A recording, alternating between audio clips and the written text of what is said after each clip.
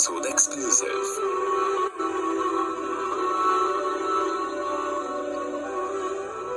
وَمِنَ النَّاسِ مَن يَشْتَرِي اللَّهْوَ الْحَدِيثَ، اللہ کہتے ہیں یہ تو سیدھے راستہ ہے، لیکن کچھ بے وقوف ایسے بھی ہیں جو اس سیدھے راستے کو چھوڑ کر بیکار باتوں کو خرید لیتے ہیں۔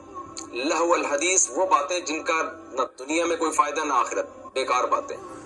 اس آیت کا ایک شان نزول ہے، وَمِنَ النَّاسِ مَن يَشْتَرِي اللَّهْوَ الْحَدِيثَ، کہ لوگوں میں کچھ ایسے لوگ بھی ہیں جو بیکار باتوں کو خرید لیتے ہیں قرآن کے بدلے میں یا اللہ کے راستے کے بدلے میں۔ نضر ابن حارث جو تھا یہ کافر تھا، یہ فارس جایا کرتا تھا تجارت کے لیے۔ تو جب یہ وہاں جاتا تو فارس میں جو بادشاہ لوگ تھے ان کے محلوں میں بھی جانا ہوتا، اور وہاں اہل فارس سے اپنے بادشاہوں کے اور اپنے بہادر لوگوں کے قصے کہانیاں سن کے آتا، اور وہاں سے ایک ناچنے والی باندی بھی لے آیا۔ تو لاکنہ صحابہ کو جو بھی عرب لوگ تھے مکہ میں، ان لوگوں کو کہتا ہے کہ محمد صلی اللہ علیہ وسلم تم کو موسیٰ کے، قوم عاد، قوم سمود کے واقعات سناتے ہیں، چھوڑو ان واقعات کو، میں تمہیں تاریخی قصے سناتا ہوں۔ تو وہ قصے بیٹھ کے سناتا، رستم جو پہلے زمانے میں جو پہلوان گزرے تھے وہ فارس میں، رستم ٹائپ کے، اور ان کی قصے کہانیاں شروع کر دیتا، لوگ اس میں دلچسپی لینے لگتے۔ دوسرا اس نے ایک ناچنے والی باندی رکھی ہوئی تھی جو گانے سنایا کرتی تھی، تو لوگوں سے کہتا تم محمد صلی اللہ علیہ وسلم سے قرآن سنتے ہو، ادھر آؤ۔ وہ باندی ناچتی تھی اور ان کو گانے سنایا کرتی تھی، تو لوگ پھر اس میں دلچسپی لینے لگے۔ تو ان سب چیزوں کو قرآن نے لہو الحدیث کہا، کہ اتنی اچھی بات کو چھوڑ کر تم ایک لہو الحدیث، گانے بجانے اور ان باندیوں میں اور موسیقی میں دلچسپی، موسیقی کے آلات بھی اس میں داخل ہیں، جیسے عبداللہ بن عباس رضی اللہ تعالیٰ عنہ نے لہو الحدیث کی جو تشریح کی ہے وہ گانا بجانا، موسیقی کے آلات، تو یہ سب چیزیں اس میں داخل ہیں۔ تو علماء نے لکھا ہے کہ کوئی ایک چیز اس آیت کا مصداق نہیں ہے، ہر وہ چیز جو اللہ کی یاد سے آپ کو غافل کر دے اور غفلت کا ذریعہ بنے، جو آپ کو قرآن و سنت سے دور کر دے، اس میں ڈرامے، فلمیں، اور سارا دن جو میچز دیکھتے رہتے ہیں بیٹھ کے، سارا دن تبصرے کرتے رہتے ہیں، ہر وہ چیز جو آپ کو اٹریکٹ کرے اپنی طرف اس طور پر کہ وہ آپ کو اللہ سے اور اسلام سے اور قرآن سے غافل کر رہی ہے، وہ تمام چیزیں لہو الحدیث میں داخل ہیں۔ اب اسی آیت سے علماء نے موسیقی کے ناجائز ہونے پر بھی استدلال کیا ہے، کیونکہ موسیقی بھی جو لوگ گانے بجانوں میں لگتے ہیں ان کو پھر قرآن سے دلچسپی تھوڑی ہوتی ہے، وہ تو ہر وقت ہیڈ فون لگا کے، ہینڈ فری لگا کے ناچتے رہتے ہیں، گانے سنتے رہتے ہیں۔ یا بعض لوگوں نے یہ کہا ہے کہ بھئی یہ اگر اس سے ہم گانے بجانے کو حرام قرار دیں تو یہاں تو وہ گانا بجانا مراد ہوگا لیضل عن سبیل اللہ، جو اللہ کی یاد سے غافل کرے، تو وہ موسیقی اور وہ گانے بجانے جو ہمیں اللہ کی یاد سے غافل نہیں کر رہے تو وہ تو جائز ہونے چاہیے۔ تو خوب سمجھ لیں، گانے بجانے یا موسیقی جو ہے نا، اس کا ناجائز ہونا صرف اس آیت سے ثابت نہیں ہے، اس پہ دوسرے دلائل بھی ہیں۔ ان میں سب سے بڑی دلیل یہ ہے کہ جس چیز کا بھی داعیہ اور سبب موجود ہوتا ہے پھر بھی وہ چیز نہ ہو، تو اس کا مطلب وہاں شریعت میں ممانعت ہے۔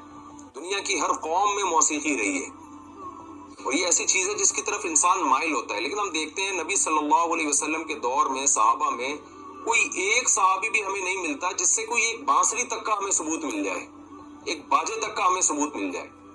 اس کا مطلب پیغمبر صلی اللہ علیہ وسلم کی طرف سے پابندی تھی۔ اس کی میں اور آسان مثال دیتا ہوں۔ عرب میں تصویروں کا بڑا رواج تھا، بتوں کی تصویریں بناتے، پہاڑوں کو تراش کے مجسمے بنایا کرتے تھے۔ اب فرض کریں ہمارے پاس کوئی حدیث نہ ہوتی تصویر کے حرام ہونے کے بارے میں، پھر بھی اتنا ہمارے لیے کافی تھا کہ نبی صلی اللہ علیہ وسلم سے اتنی محبت صحابہ کو، اس کے باوجود صحابہ نے نبی کی تصویر نہیں بنائی، نہ تابعین نے کسی صحابی کی تصویر بنائی، حالانکہ وہ تصویروں کا فن تو عروج پر تھا اس زمانے میں۔ تو یہ نہ بنانا اس کی علامت ہے کہ بھئی ان کو روکا گیا اس عمل سے، ورنہ یہ داعیہ تو موجود ہے، رواج بھی ہے، دل بھی چاہتا ہے انسان کا اپنے بڑوں کی، آج بھی لوگ رکھتے ہیں نا اپنے بڑوں کی البم اور یادگاریں، اپنے بچوں کی، اپنے باپ دادوں کی، گھروں میں لٹکی بھی ہوتی تصویریں، اپنی شادی بیاہ کی، لیکن ہمیں ایک صحابی نہیں ملتا کہ انہوں نے کوئی ایک چڑیا تک کی تصویر بنائی ہو اپنے ہاتھ سے۔ تو یہ اس کی علامت ہے، یہ خود ایک واضح دلیل ہے کہ بھئی یہ ممانعت تھی، تبھی تو نہیں کیا نا انہوں نے یہ کام۔ تو جو لوگ آج موسیقی کو حلال قرار دے رہے ہیں نا، اس کے دلائل تراش رہے ہیں اور تعویلات کرتے ہیں ان حدیث میں جن میں موسیقی کو حرام قرار دیا، جیسے حدیث میں آتا ہے ترمذی میں، قرب قیامت میں کچھ لوگ گانے بجانے والی عورتیں لائیں گے اور جو ہے وہ ناچ گانوں کی محفل ہوگی، موسیقی ان کے سروں پہ بجائی جائے گی اور اللہ ان سب کو زمین میں دھسا دے گا۔ تو تعویل کرتے ہیں کہ جی اس سے تو وہ موسیقی مراد ہے جو لڑکیوں کے ساتھ ہو اور چھل کود پچائی وغیرہ وغیرہ جو بھی دلائل دیے جاتے ہیں۔ سوال پیدا ہوتا ہے بھائی اگر یہ آپ جس موسیقی کو جائز سمجھ رہے ہیں اگر یہ جائز ہوتا تو کوئی ایک صحابی سے کوئی ایک ضعیف روایت میں تو ثبوت ملتا نا ہمیں کہ انہوں نے بانسری بجائی ہے یا کسی کا بیٹھ کے گانا سنا ہے ان لوگوں نے. اور اگر کوئی روایت ہمیں ملتی ہے غنا کے بارے میں تو وہ غنا سے مراد ترنم کے ساتھ کسی چیز کو پڑھنا, یہ روایتیں ہمیں ملتی ہیں. جیسے نبی صلی اللہ علیہ وسلم جب مدینہ طیبہ تشریف لے گئے تو لڑکیوں نے وہاں پر نبی کے استقبال میں چھوٹی بچیوں نے ترنم کے ساتھ اشعار پڑھے, طلع البدر علینا جو مشہور اشعار ہے. اس طرح غنا کا لفظ ترنم کے ساتھ شاعری کے معنی میں استعمال ہوتا ہے. جیسے حدیث میں آتا ہے من لم یتغنى بالقرآن لیس منا, جو قرآن میں تغنی غنا نہیں کرتا, غنا سے مراد خوبصورت آواز میں قرآن نہیں پڑھتا, وہ ہم میں سے نہیں ہے. تو اب یہ تو نہیں کہ آپ قرآن معاذ اللہ گانے کے درس پہ پڑھنا شروع کر دیں. تو اگر یہ جو موسیقی آج جس کو جائز ہونے کے پیچھے لوگ پڑے ہوئے ہیں, نئے نئے اسکالرز آ رہے ہیں اور کہہ رہے ہیں موسیقی جائز ہے, لوگوں کو نوجوانوں کو وہ خراب کر رہے ہیں, اس کا کوئی گنجائش ہوتی نہیں اسلام میں. ایک بانسری کا ہمیں ثبوت مل جاتا ہے. جنید جمشید کی بات مجھے یاد آتی ہے, جب جنید جمشید رحمۃ اللہ علیہ نے گانے بجانے چھوڑے تو ظاہر ہے ایسے موقع.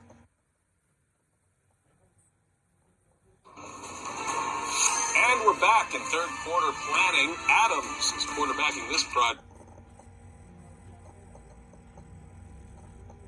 موقع پہ انسان گنجائش تلاش کرتا ہے, کہیں کسی مذہبی اسکالر سے, کہیں قرآن و سنت سے مجھے گنجائش مل جائے. تو بہت سے لوگوں نے جنید جمشید کو کہہ دیا گانے بجانے جائز ہیں اسلام میں, لیکن جنید جمشید کی ایک بڑی اہم بات تھی, اس نے کہا کہ میں نے بہت تلاش کیا کہ ایک بانسری تک کا بھی مجھے اگر ثبوت مل جائے نا تو میں دوبارہ موسیقی شروع کر دوں گا.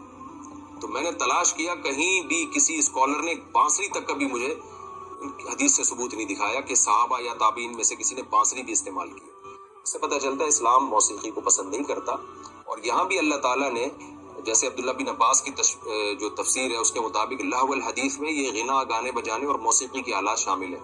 اس کو اللہ نے ایک برائی کے طور پہ بیان کیا ہے. یہ چیزیں عام طور پر اللہ کی یاد سے غافل کرتی ہیں.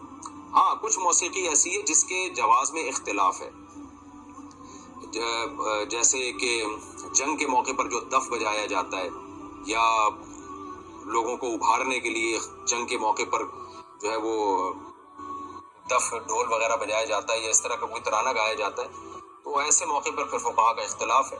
تو جہاں اختلاف ہوگا اور سوسائٹی کی ضرورت ہوگی تو وہاں خاص مواقع پر گنجائش سے فائدہ اٹھایا جا سکتا ہے, لیکن نارملی جو ہے اس کا جواز, یہ اس کا فتویٰ دینا یہ ٹھیک نہیں ہے. وَمِنَ النَّاسِ مَن يَشْتَرِي اللَّهْوَ الْحَدِيثَ, اللہ کہتے ہیں لوگوں میں بعض ایسے لوگ ہیں جو بیکار باتوں کو خریدتے ہیں, لِيُضِلَّ عَن سَبِيلِ اللَّهِ, تاکہ اللہ کے راستے سے لوگوں کو روکیں, بغیر علم, بغیر دلیل کے. یعنی ہونا تو یہ چاہیے آپ کے پاس کوئی دلیل ہے اسلام کے غلط ہونے کے لیے تو وہ لے کر آؤ. آپ دلیل تو لا نہیں سکتے. اب آپ انٹرٹینمنٹ میں لگا دیتے ہیں لوگوں کو, ڈرامہ فلموں میں لگا دیتے ہیں, جیسے کہ آج کل مغربی دنیا کا ایک طریقہ یہی ہے کہ مسلمانوں کو بے حیائی میں لگا دیا, زنا میں, سگریٹ میں, چرس میں اور ان تمام چیزوں میں جب چسکا لگتا ہے تو پھر آدمی دلائل کو ایک طرف چھوڑتا ہے, پھر وہ کہتا ہے چھوڑو اسلام کو. تو یہ آج بھی مغربی دنیا اسی طرح اسلام سے لوگوں کو روکتی ہے, ہمیشہ سے روکتی رہی ہے. عیاشی میں لگا دیا آپ کو اور آپ کام کی زندگی سے محروم ہو گئے. آپ دیکھیں جب یہ فلسطین اور اسرائیل کا چل رہا تھا تو کرکٹ کے میچ آ رہے تھے, اس وقت لوگ اس کو چھوڑ کر میچوں میں دلچسپی لے رہے تھے. تو تمام وہ چیزیں جو آپ کو اللہ کی یاد سے اور ضروری کاموں سے غافل کر دیں وہ لہو الحدیث میں. ہاں ہر طرح کا لہو ہمیشہ حرام نہیں رہتا. کچھ لہو تو ایسے ہیں جیسے میں نے بتایا غنا اور موسیقی وہ ناجائز ہیں, اور کچھ لہو ایسے ہیں جو مباح ہے. دوسری قسم لہو کی وہ ہے کہ جو صرف جائز ہے, یعنی کوئی ثواب بھی نہیں ہے, کوئی گناہ بھی نہیں ہے, جیسے ادھر ادھر آدمی کھیل کود کے ٹائم ویسٹ کر رہا ہو, ناپسندیدہ ضرور کہا جائے گا اس کو لیکن حرام نہیں.